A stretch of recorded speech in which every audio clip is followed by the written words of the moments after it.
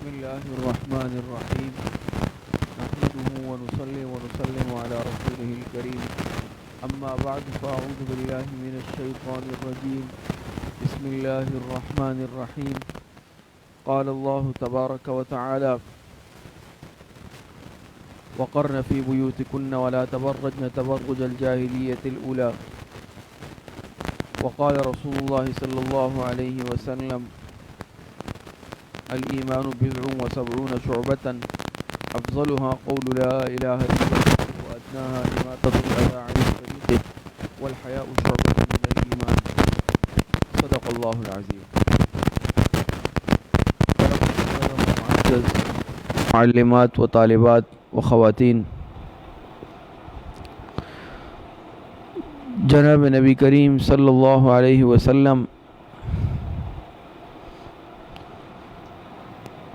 ارشاد فرما،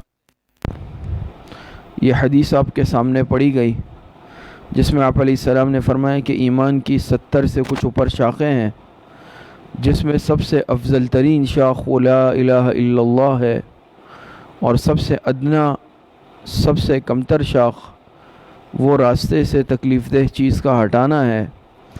اور اس کے بعد فرمایا والحیاء شعبۃ من الایمان، اور حیا یہ بھی ایمان کا ایک شعبہ ہے، ایمان کا ایک حصہ ہے۔ اب اگر غور کیا جائے تو آپ علیہ السلام نے فرمایا ہے کہ ایمان کے 70 سے کچھ اوپر شاخیں ہیں، اس میں سے سب سے اعلیٰ اور سب سے ادنا دونوں کو آپ علیہ السلام نے ذکر کر دیا۔ سب سے اعلیٰ شاخ کلمہ توحید ہے، لا الہ الا اللہ کا اقرار ہے، اللہ پاک کی وحدانیت کا اقرار ہے۔ اور سب سے ادنا شاخ وہ کیا ہے کہ انسان راستے سے کسی تکلیف دہ چیز کو ہٹا دے۔ راستے میں جا رہا ہے، پتھر پڑا ہوا ہے، یہ خطرہ ہے کوئی ٹھوکر کھا کر گر جائے گا، کوئی نقصان دہ چیز ہے، کانٹا ہے، اس کو راستے سے ہٹا دے، یہ بھی ایمان کی ایک شاخ ہے، اس پر بھی اجر اور ثواب ملے گا۔ لیکن یہ ادنا شاخ ہے، یہ سب سے چھوٹی شاخ ہے۔ معلوم ہوا کہ اعلیٰ اور ادنا کو آپ علیہ السلام نے ذکر کر دیا، اور باقی جتنی شاخیں ہیں وہ ان دونوں کے مابین ہے، وہ ان دونوں شاخوں کے درمیان ہے۔ لیکن ساتھ میں پھر الگ سے ذکر کیا کہ حیا یہ بھی ایمان کا ایک شعبہ ہے۔ حالانکہ حیا ایمان کا شعبہ ہے تو حیا بھی ان دونوں شاخوں کے درمیان میں آ گئی، حیا بھی ان دونوں شعبوں کے مابین آ گئی کہ آپ علیہ السلام نے اعلیٰ کو ذکر کیا اور ادنا کو ذکر کیا۔ انسان بعض مرتبہ کسی چیز کو ذکر کرتا ہے تو اس کی دونوں جہتیں ذکر کر دیتا ہے کہ سب سے اعلیٰ والی یہ ہے اور سب سے ادنا والی یہ ہے، سب سے اعلیٰ کوالٹی یہ ہے اور سب سے جو معمولی کوالٹی ہے وہ یہ ہے۔ بعض دفعہ انسان دنیا کی چیزوں میں بھی ایسا کرتا ہے، تو انسان اعلیٰ اور ادنا جہتوں کو جب ذکر کرتا ہے تو اس کے درمیان باقی جہتیں خود بخود آ جاتی ہے۔ تو اعلیٰ شاخ کو بھی ذکر کیا اور ادنا شاخ کو بھی ذکر کیا، تو باقی شاخیں پھر خود بخود اس کے مابین آ گئی۔ تو حیا اگر ایمان کا شعبہ ہے اور یقیناً ایمان کا شعبہ ہے تو حیا بھی اس کے مابین آ گئی۔ لیکن پھر اس کو الگ سے کیوں ذکر کیا کہ فرمایا والحیاء شعبۃ من الایمان، کہ حیا یہ بھی ایمان کا ایک شعبہ ہے۔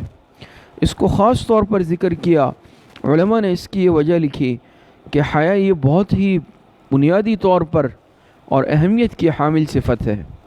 یہ جو ایمان کی شاخ ہے، یہ ایمان کا جو شعبہ ہے، اس میں حیا کو بھی خاص طور پر الگ سے ذکر کیا، کیونکہ حیا یہ ایک ایسی صفت ہے، حیا یہ ایک ایسا عمل ہے کہ یہ خدا نخواستہ اگر یہ صفت انسان سے نکل جائے، یہ صفت انسان سے فوت ہو جائے، پھر انسان جانوروں سے بھی بدتر ہو جاتا ہے، انسان جانوروں کی صف سے بھی آگے نکل جاتا ہے، اور انسان انسانیت کے دائرے سے نکل جاتا ہے۔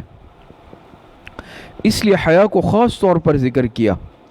اور ایک اور حدیث میں آتا ہے، جناب رسول اللہ صلی اللہ علیہ وسلم نے ارشاد فرمایا اذا لم تستحی فاصنع ما شئت، اذا لم تستحی فافعل ما شئت، جب تم میں حیا نہ رہے، حیا باقی نہ رہے، پھر جو چاہو کرتے پھرو۔ جب تم سے حیا نکل جائے، حیا کی صفت ختم ہو جائے، تو آپ علیہ السلام نے فرمایا فافعل ما شئت، پھر جو چاہو کرتے پھرو، پھر جو چاہو کرو۔ تو معلوم ہوا کہ حیا یہ ایک ایسی رکاوٹ ہے، حیا ایک ایسی صفت ہے، ایک ایسی حد ہے جو بہت سارے گناہوں سے انسان کو روک دیتی ہے۔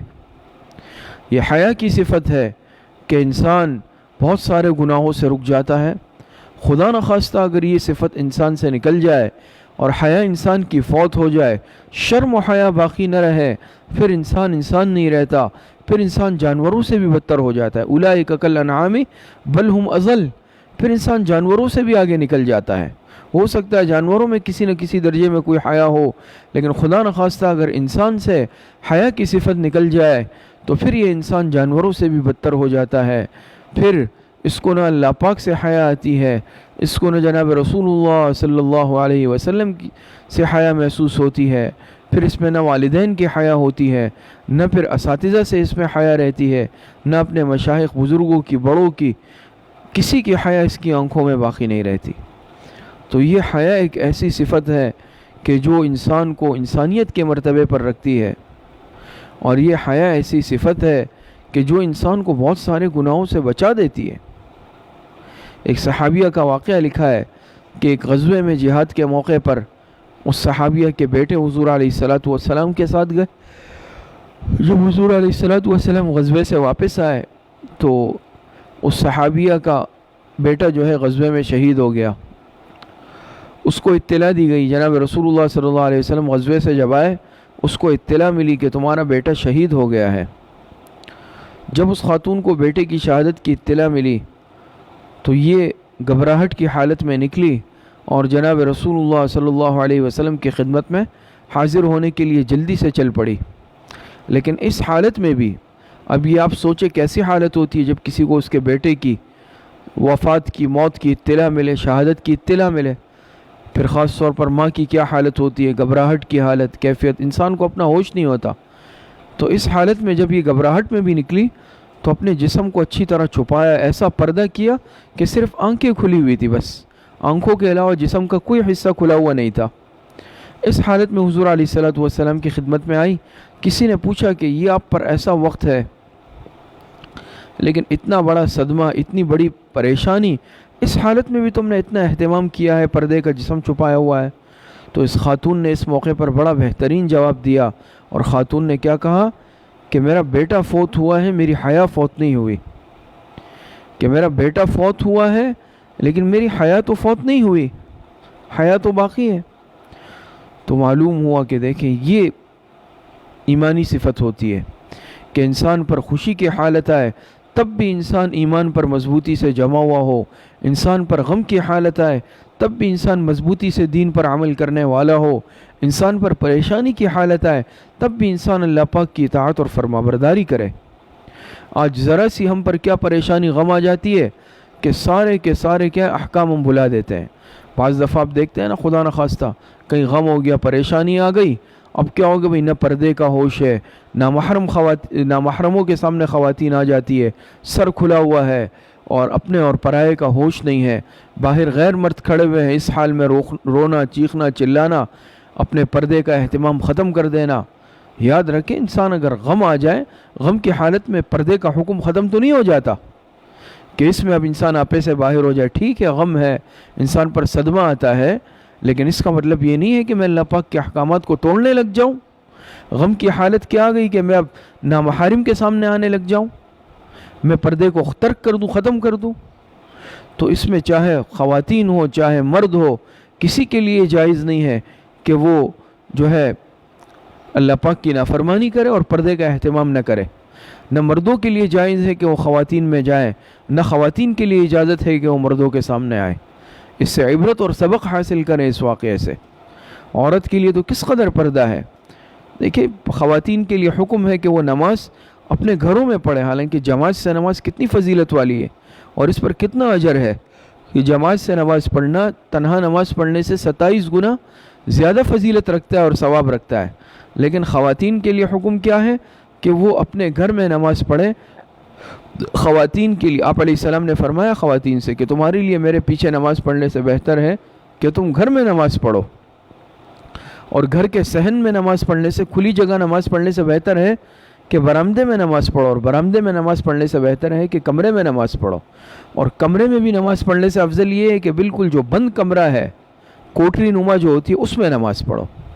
یہ آپ علیہ السلام کے ارشادات ہیں کہ پھر جتنا بند کمرہ ہے، تنہائی والا ہے، اس میں نماز پڑھی جائے۔ تو تو اب جماعت سے نماز پڑھنا کتنا افضل، لیکن خواتین کے لیے گھر میں نماز پڑھنا افضل، پھر گھر میں بھی اس کمرے میں جو بالکل پردے والا ہو اور جو بالکل ایک تنگ کمرہ ہو، تاریک کمرہ ہو، اس میں نماز پڑھنا سب سے زیادہ افضل ہے۔ اس سے اندازہ ہوتا ہے کہ خواتین کے لیے پردے کی کس قدر اہمیت ہے۔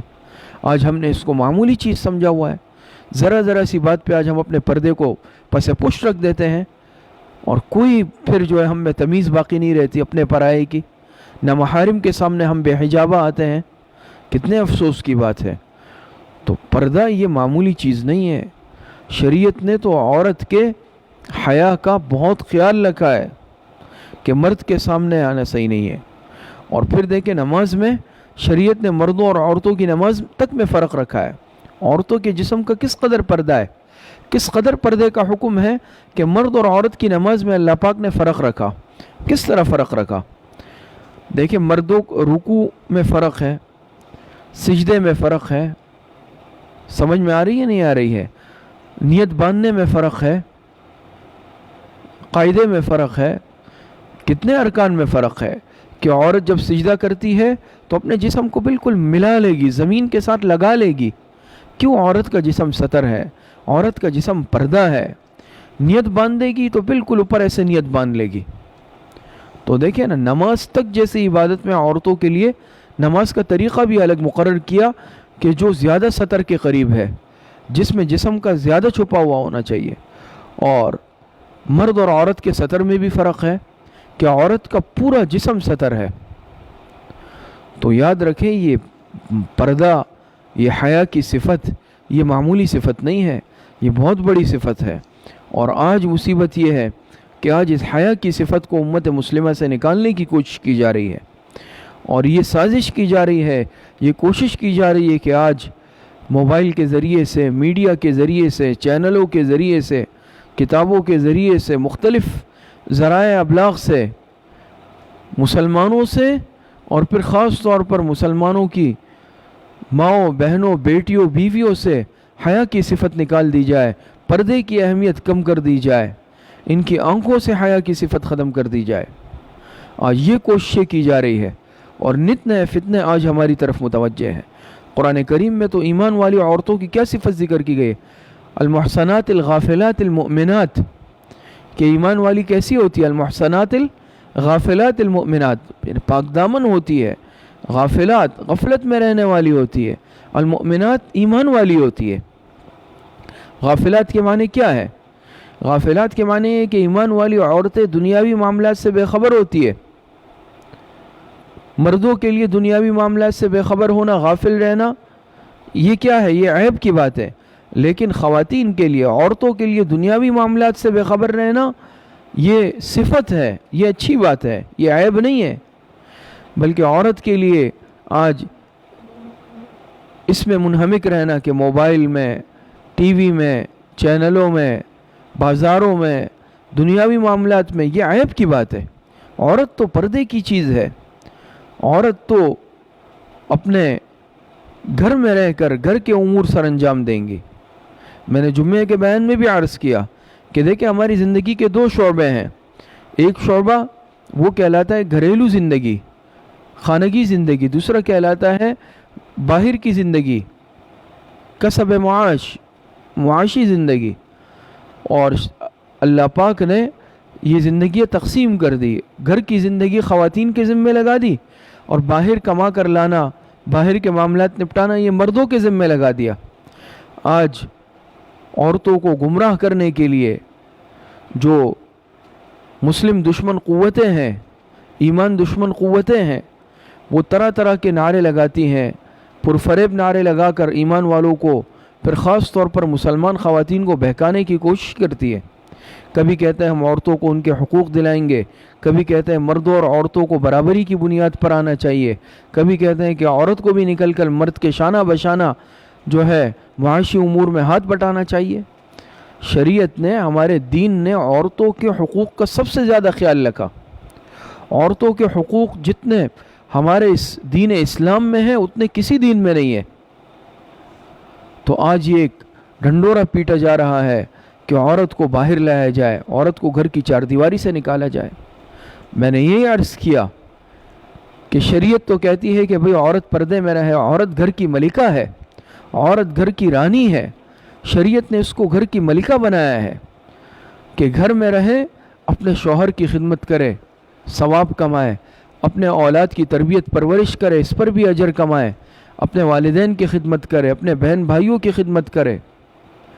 اور آج ہم سے اغیار کیا کہتے ہیں کہ بھئی باہر لے آؤ برابری کی بنیاد پر۔ باہر کیا ہے پھر؟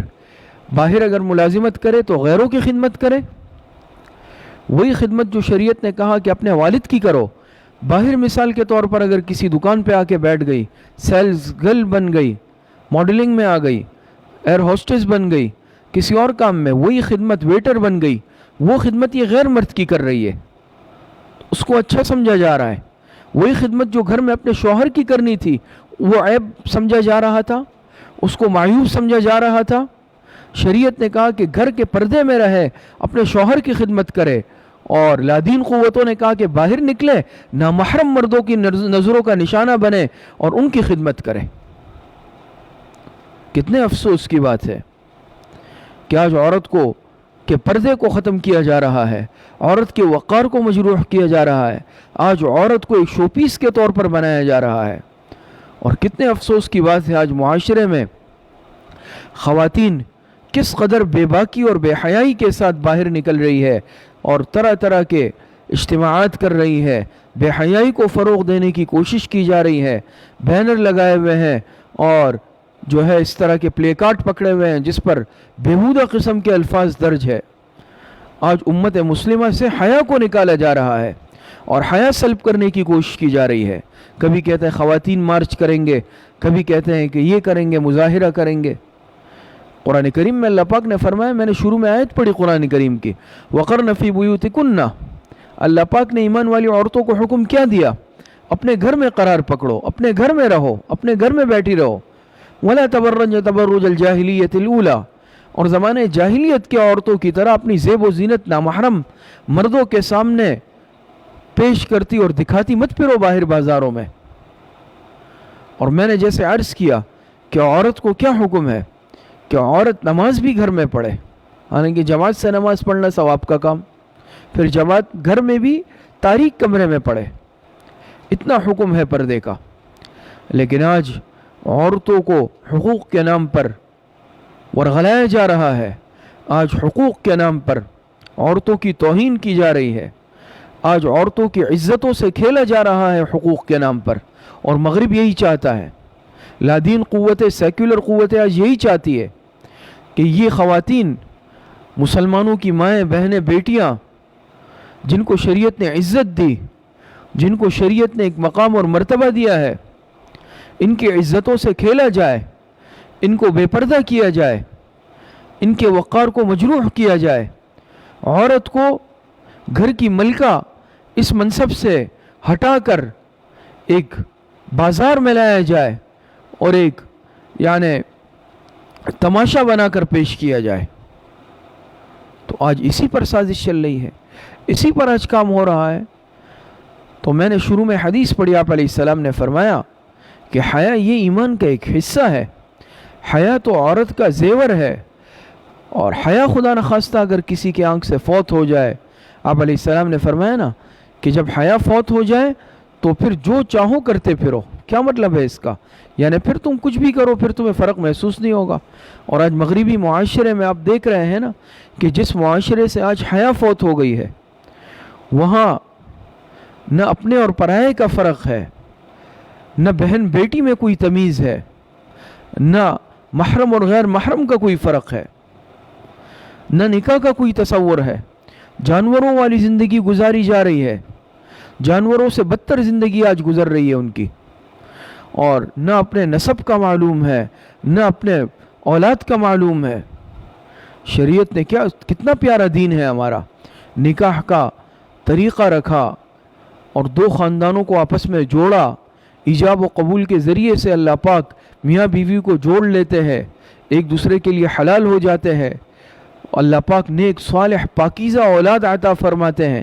نسب کا پتہ ہے ہمیں اپنا، ہر ایک کو معلوم یہ میری اولاد ہے، بچوں کو معلوم یہ میرے والدین ہیں، یہ میرے بہن بھائی ہیں، یہ میرے ماموں ہیں، فلاں میرے چچا ہے، فلاں میری خالہ ہے، فلاں میری پھپھی ہے، فلاں میرے دادا ہے۔ آج ہمیں اپنا نسب معلوم، اپنا خاندان معلوم، اپنے رشتے معلوم، اور پھر اس سے بڑھ کر ہر ایک کے حقوق معلوم۔ دین نے ہمیں رشتے بھی بتائے اور ان کے حقوق بھی سمجھائے بتائے۔ ماں باپ کا اولاد پر کیا حق، اولاد کا ماں باپ پر کیا حق، بہن بھائیوں کے کیا حقوق ہے، دادا کے دادی کے کیا حقوق ہے، چاچا کے کیا حقوق ہے، ذی رحم محارم کے خاندان کے رشتہ دار والوں کے کیا حقوق ہے، پڑوسیوں کے کیا حقوق ہے، اور عام مسلمانوں کے کیا حقوق ہے، خواتین کے کیا حقوق ہے، یہاں تک کہ جانوروں کے حقوق بھی ہمارے دین اسلام میں بتائے کہ جانور کے کیا کیا حق ہے۔ جانور کو تکلیف نہیں دینی، حد سے زیادہ اس کی برداشت سے زیادہ اس پر بیٹھنا نہیں، سواری نہیں کرنی، اس کے کھانے پینے کا خیال رکھنا ہے۔ جانور پر یہاں تک کہ قربانی کے جانور پر چھری چلاؤ تو اس طرح پست اور کن نہ ہو کہ اس سے اس کو تکلیف ہو۔ شریعت نے جانوروں کا بھی خیال رکھا۔ آپ علیہ السلام جا رہے تھے، صحابہ ساتھ تھے، آپ نے دیکھا کہ ایک چڑیا یا ایک پرندہ ارد گرد چکر لگا رہا ہے۔ آپ نے فرمایا اس کے بچوں کو کس نے پکڑا؟ ایک صحابی نے عرض کیا، اللہ کے رسول میں نے پکڑا۔ آپ نے فرمایا چھوڑ دو اس کے بچوں کو۔ اتنا خیال شریعت میں، اتنا خیال۔ ایک اونٹ آیا اور آپ علیہ السلام کی خدمت میں قدموں میں آ کے سر رکھا اور شکایت کی، میرا مالک مجھے کھانا پینا وقت پر نہیں دیتا، مجھ سے کام زیادہ لیتا ہے۔ آپ نے اس کے مالک کو بلایا، سمجھایا، کہا ان کا خیال رکھو۔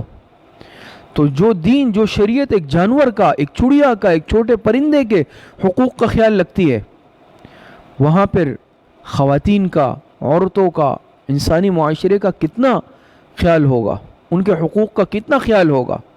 آج یہ ننگے دھڑنگے ہمیں حقوق سکھا رہے ہیں خواتین کے۔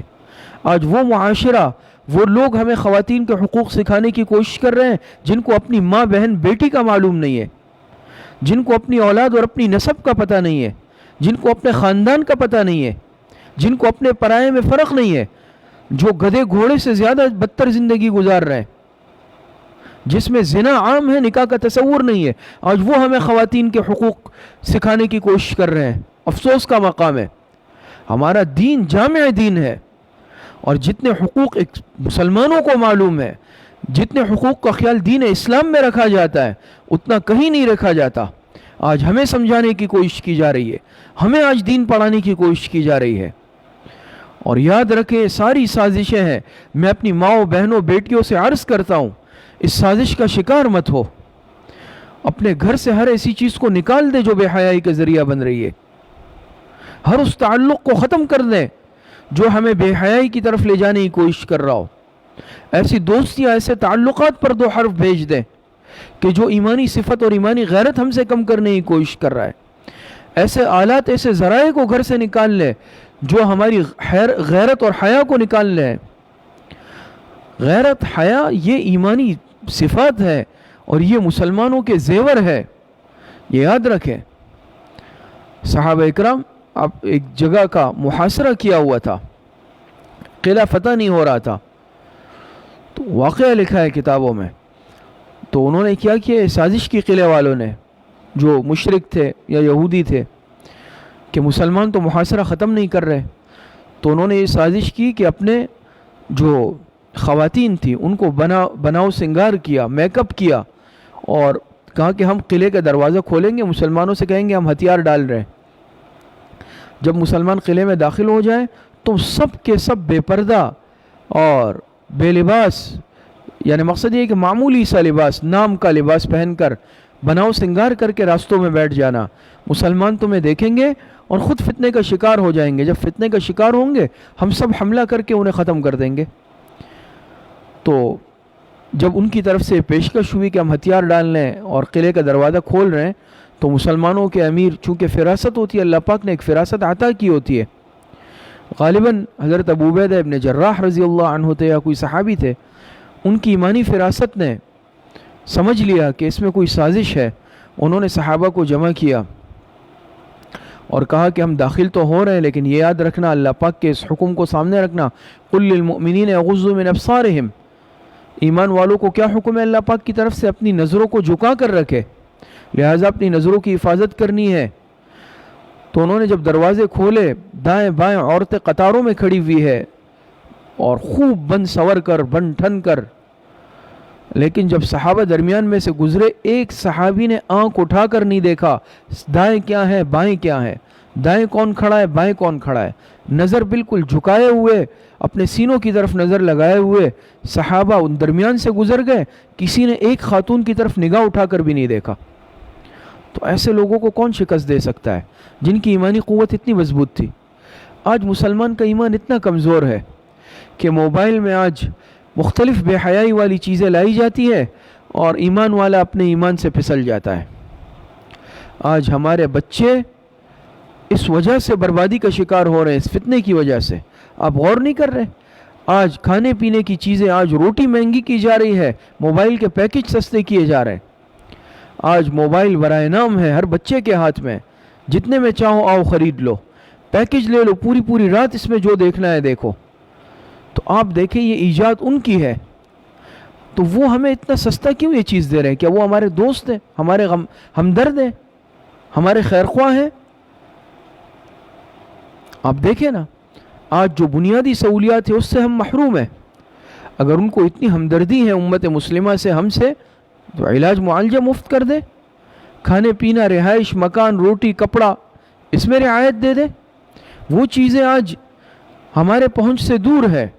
آج غریب طبقہ پسا جا رہا ہے غربت میں، لیکن آپ غور کر رہے ہیں، آپ اس کو دیکھ لیں اور اس پر غور کر لیں کہ آج انٹرنیٹ، آج ٹی وی، آج موبائل، یہ چیزیں بالکل یعنی برائے نام معمولی قیمت پر دی جا رہی ہے، پیکجوں پر پیکج دیے جا رہے ہیں۔ نیٹ دیکھ لو، استعمال کر لو، تاکہ مسلمانوں کے ان بچے بچیوں کے دلوں سے حیا نکل جائے، غیرت نکل جائے، یہ کسی کام کے نہیں رہے۔